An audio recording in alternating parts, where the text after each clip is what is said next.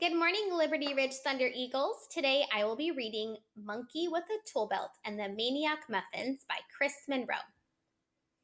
Chico Bonbon had never seen a pancake do so much damage.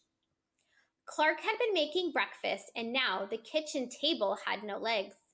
Dishes were broken, syrup was everywhere. Their friend Wayne was stuck to the floor.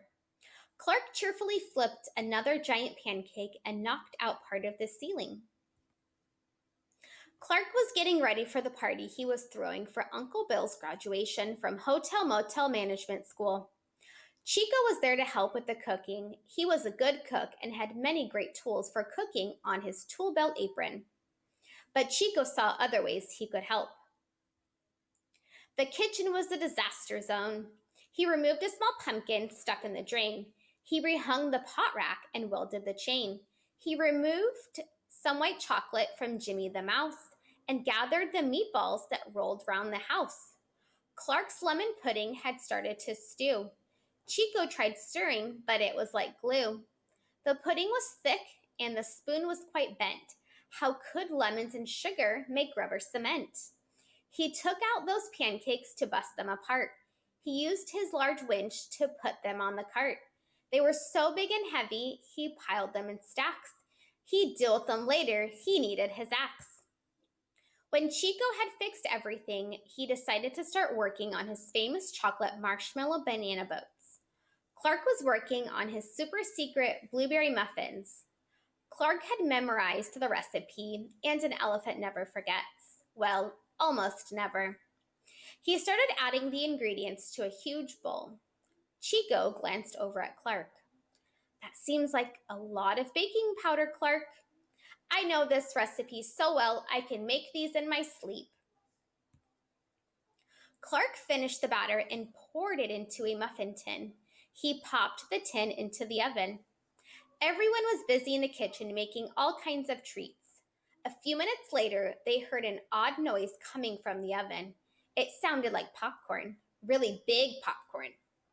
Then they heard a groaning sound, then a whistling sound, then a grinding sound, and then finally, but not really surprisingly, they heard kaboom! The door blew off the oven and flew straight out the window. The muffins began shooting out of the oven like hot blueberry cannonballs. Everyone ran for cover. The muffins had really expanded. They looked like monsters. They bounced around the room. On their way toward the door, the muffins took out the mixer, the sugar bowl, two chairs, a box of cereal, a jar of sprinkles, three gingerbread men, and the entire spice rack. They burst out the door and smashed down the steps, leaving crumbs and broken concrete everywhere. They were so bouncy, they were so heavy. They bounced down the street. They flattened a lawn chair. They just missed some hula hoopers. They knocked down a fence and demolished a garden gnome.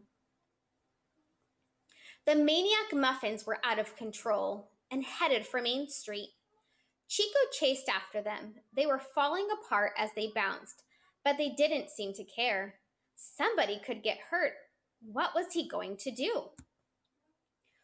Quickly, Chico figured out a plan. First, he ran back to Clark's house. He finished loading the pancakes onto the cart. He grabbed the lemon pudding and ate a peanut. He pushed the cart downtown. He ran fast. He made several sawhorses with his saw hammer, nails, and a pancake. He filled a pastry bag with the gooey lemon pudding. It was sticky and smelled delicious. He glued the pancakes to the sawhorse with it.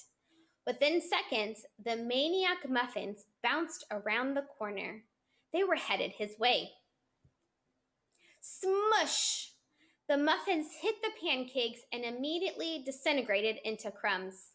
Chico jumped out and rolled the pancakes around the crumbs. Clark and Chico's friends showed up. Clark's big mistake pancake and sticky lemon pudding had saved them from his muffins. They all began eating the giant roll-up. It was delicious, and they had created a taste sensation.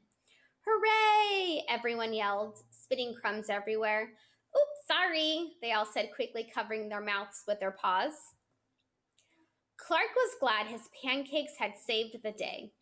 Mistakes can be so helpful, he said happily. They all returned to Clark's house, fixing the broken things along the way, although the lawn gnome was never quite the same. Back in the kitchen, they all pitched in and cleaned up. After repairing the kitchen, they got back to cooking. They had just a couple of hours until Uncle Bill's guests would arrive. Later at the party, all the food was great, even though some of it was a little weird. And everyone agreed the giant pancake lemon muffin jelly rolls were a smashing success. The end. Have a great day!